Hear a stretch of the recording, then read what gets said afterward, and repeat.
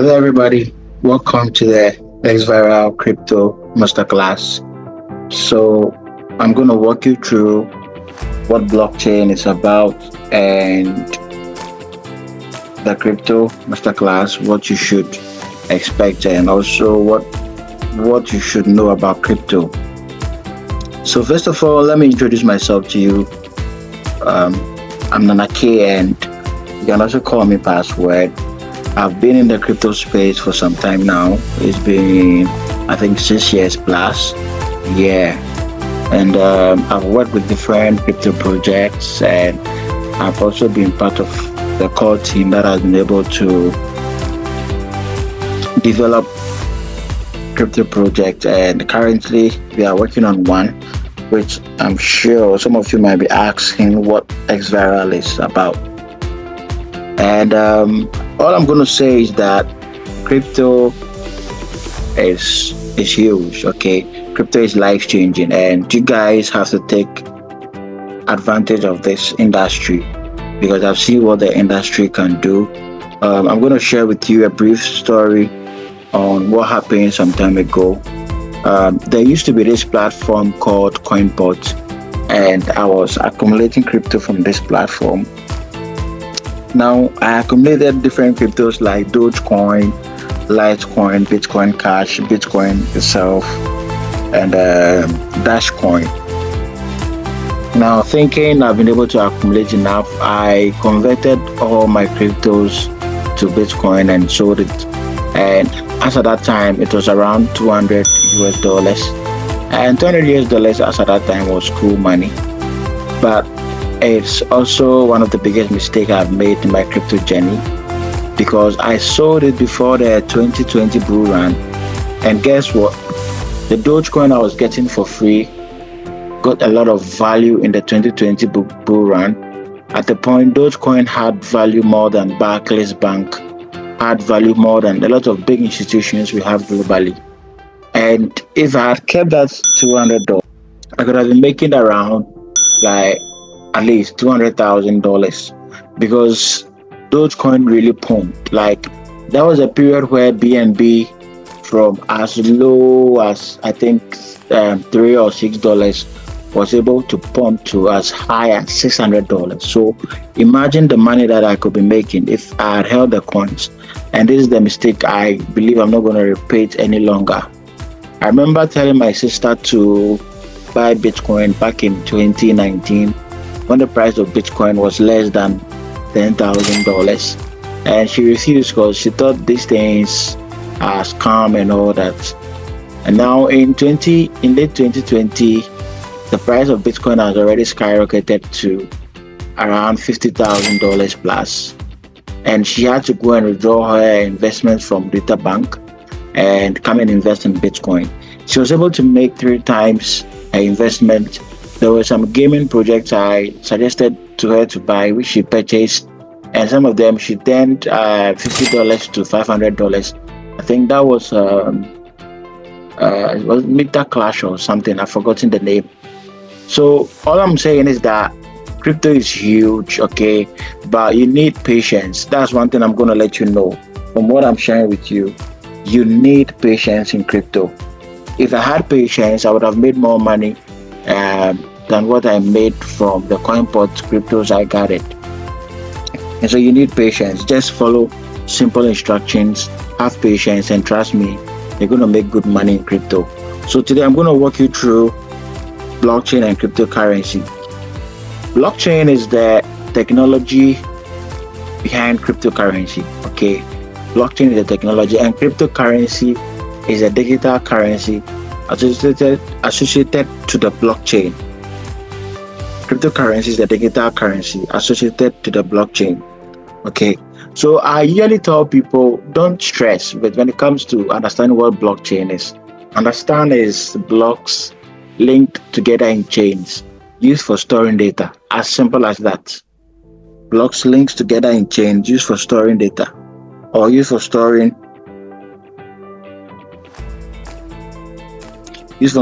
information. And so as you can see here, blockchain is immutable ledger that facilitates the process of recording transactions. So yes, data in the form of transactions, in the form of business network, and as you can see here in the image, that is blocks linked together in chains. And so the good thing about blockchain is that when an information is stored in block A, the information that is going to be stored in block B should correspond to the information in block A. The information in block B should not dispute the information in block B, and vice versa. And so we believe that blockchain brings some high level of transparency and accountability, because you cannot manipulate data on the blockchain. You cannot. Once the information is stored on the blockchain, it's immutable, it's irreversible. You cannot manipulate information and data on the blockchain. And so these are the properties of blockchain that you should be seeing when you get into crypto and you start buying cryptos, investing in cryptos. There are things you need to see. Blockchain, as much as it's a technology, is a software, okay? It's a software, it's programmable, like the way we have Windows OS and those kind of stuff. It's a software like any other software, like Adobe. All those things are software. It's a software like the way we have Meta Player, Windows Media Player. The same thing for blockchain, and we call this software smart contract. Smart contract because it's able to execute itself, do transaction on its own, and it doesn't need any third party. The people on the network are the validators on the network. And so one major property of blockchain is that it's distributed. All the network participants have a copy of the ledger for complete transparency. Like I'm saying, with blockchain, everybody on the network can have access to the network. If you go to the block explorer right now for Bitcoin, now let's check the block explorer. Let's check the block explorer.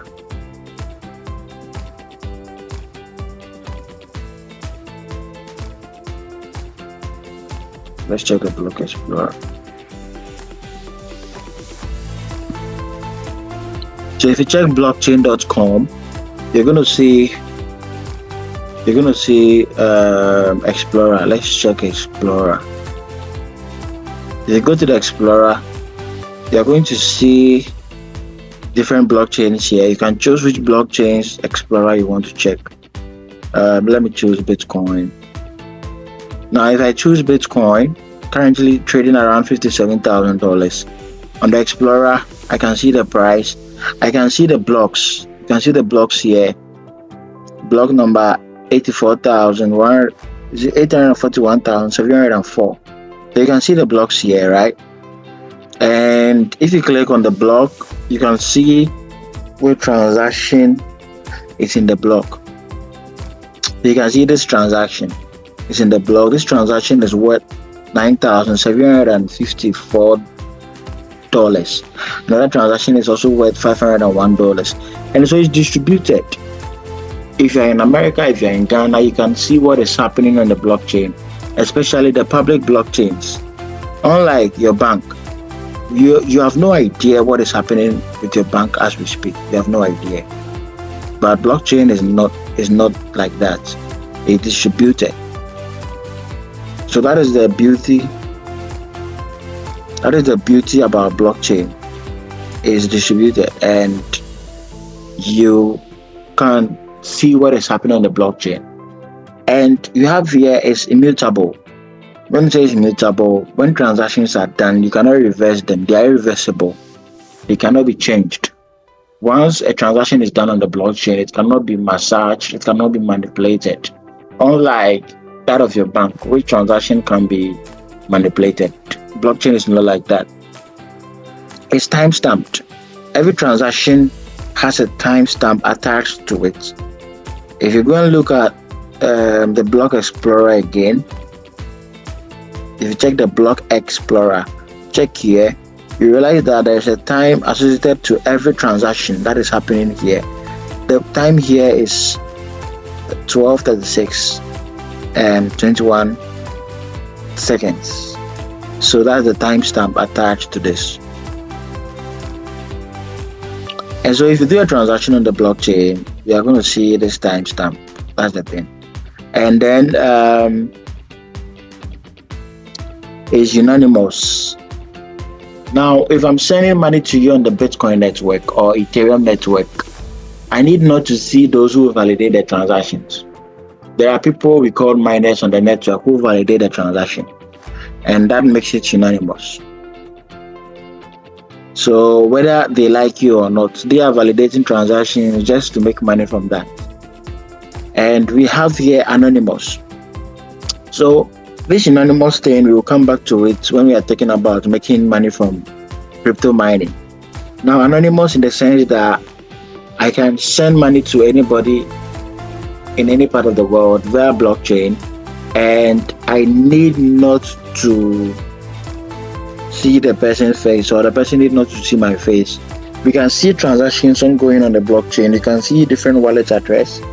You can track the wallet address, but to some extent, you don't know whether it is K or it is John or whoever.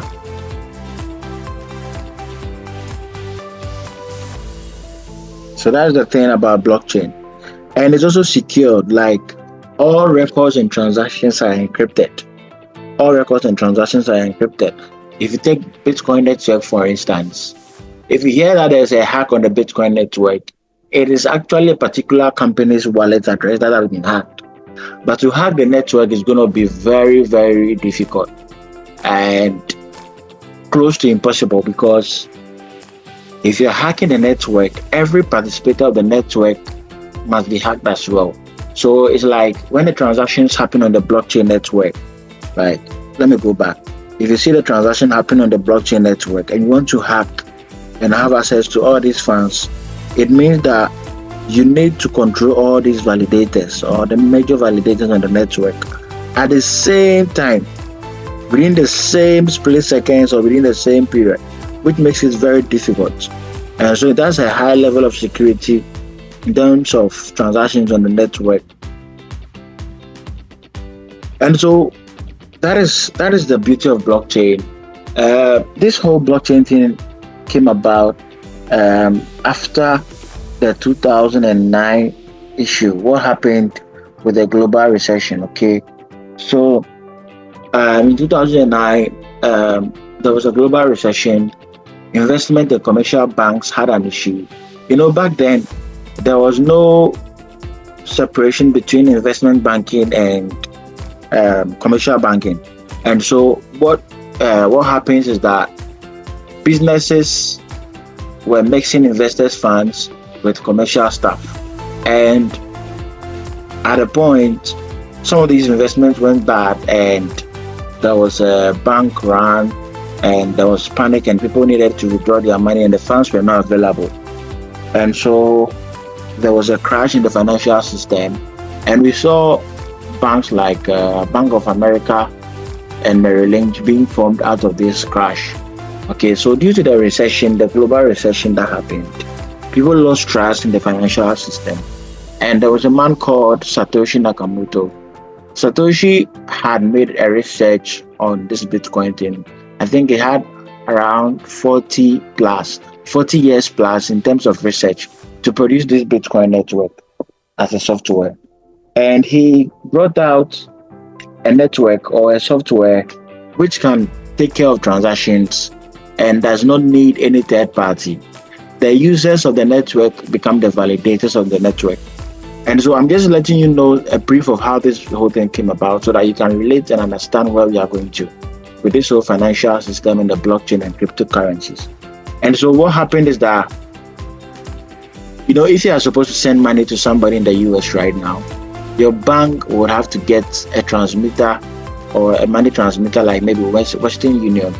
And maybe Western Union would have to get another third-party agency in the country that the money is going to be received. And also that remittance platform would have to communicate with the bank of the receiver. So there's a lot of third parties in between with fees and charges in between. And here is blockchain Bitcoin network, where you can send money to the person directly.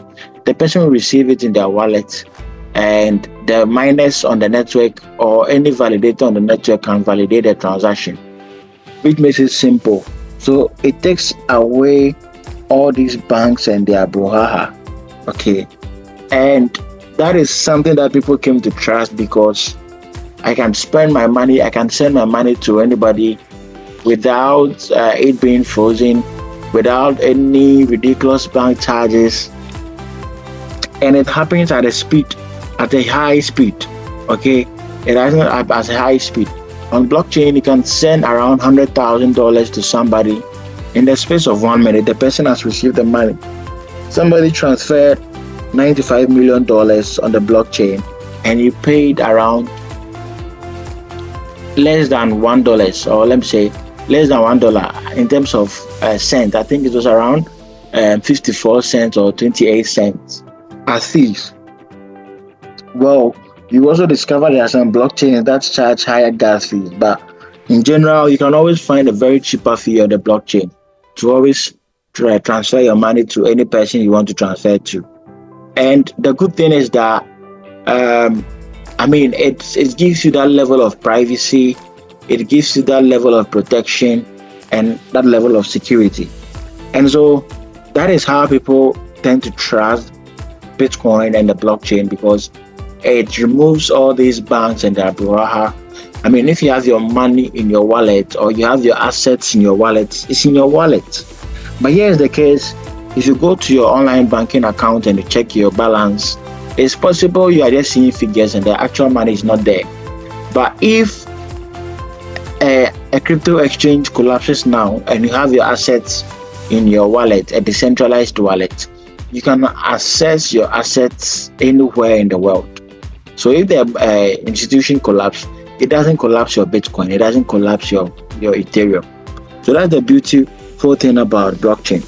So the types of blockchain here, we have the private blockchain. With a private blockchain, it's usually for companies, for digital identity, asset ownership, chain management, supply chain management, voting. It's not accessible to everybody. It's just accessible to a few people in a particular institution. And example is the multi-chain and hyperledger projects. So it's accessible to only these firms, not accessible to the ordinary person or an outsider. And then we have the public blockchain. The public ones is what we all have access to, like the Litecoin, the Bitcoin, the Ethereum, the Solana. All these are public blockchains. They are permissionless distributed ledger and non-restrictive. Everybody can have access. Everybody can see the transactions happening on them as well. Then we have the hybrid blockchain, which is a combination of the two, public and private. And we have the consortium blockchain. So example of the hybrid one is the Dragon chain or the Dragon chain. And the consortium is more like a group of institutions coming together to build a blockchain that they can use for themselves alone. So let's say the banks in Ghana or the banks in Kenya or the banks in the world. So let me be JP Morgan, Chase, Bank of America, Bank of Ghana, Bank of Kenya, Bank of South Africa, Stanbic Bank. They are coming together to build a common blockchain for themselves that they can use for their institution. That's called a consortium. So a typical example is the Energy Web Foundation. It's for energy companies. And then the R3.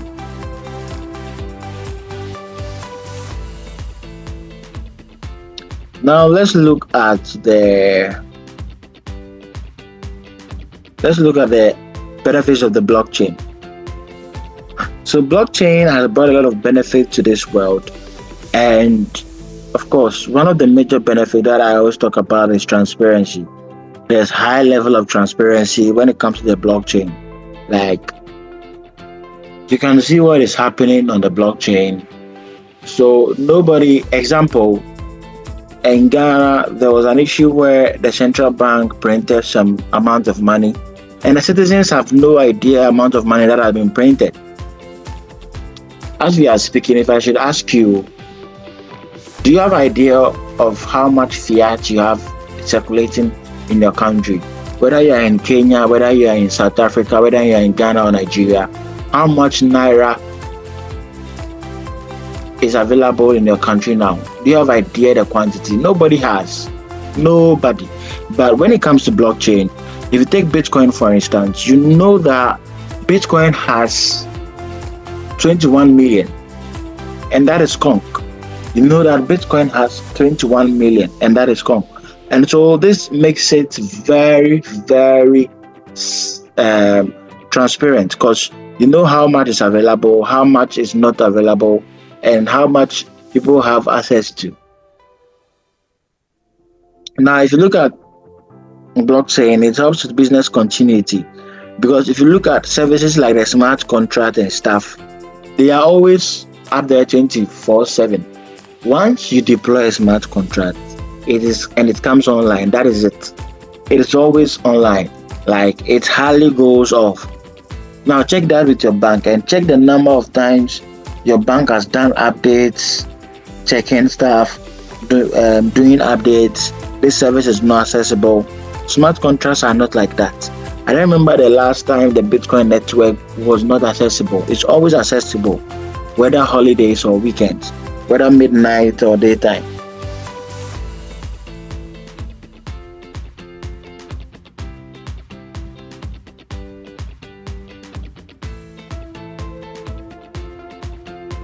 Now, another thing here, another major thing here is the trust that blockchain brings. Okay, information cannot be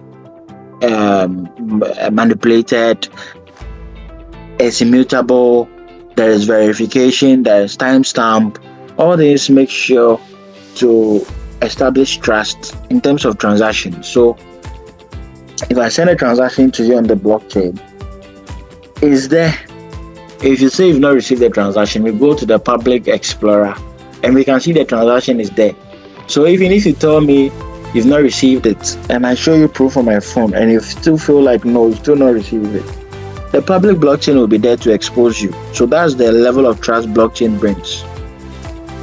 And the beauty of smart contracts, it makes business so simple. Any form of business that involves transaction, that involves tracking, that involves a flow of goods and services, smart contracts is there to help you out. Now let's look at the industries blockchain is disrupting.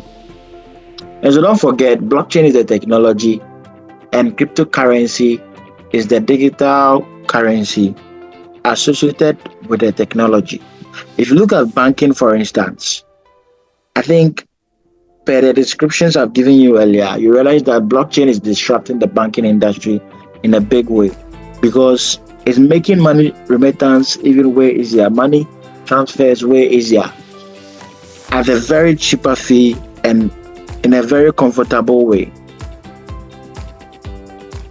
Another major thing here is with the cyber security. There is a way you can use the blockchain to track criminals. Okay, I think